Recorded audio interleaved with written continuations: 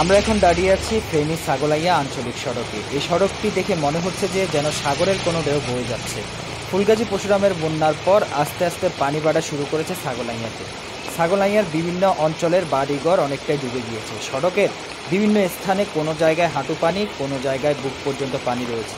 বিশেষ করে আমার পেছনে যে সড়কটি দেখতে পাচ্ছেন, মোটরসাইকেল, ইঞ্জিন চালিত ট্রলি, পিকআপ, ভ্যান ফেনী শহরে যাচ্ছেন এবং শহর থেকে আবার ছাগলাইয়াতে আসছেন। পানির এই স্রোত কিন্তু কালকে রাত থেকে ছাগলাইয়ার দিকে ঢোকা শুরু করেছেন। সকাল থেকে এই স্থানটিতে পানির প্রবাহ বাড়তে শুরু করেছেন। ছাগলাইয়া বাজারের আগে মডেল মসজিদের সামনে গিয়েও আমরা দেখতে পাই সে স্থানটিতে কাল রাত থেকে রাস্তা ডুবে গিয়েছে এবং পরশুরামের বল্লামুখা বাঁধসহ বিভিন্ন স্থানের বাঁধ ভেঙে লোকালয়ে পানি ঢুকে পড়েছে।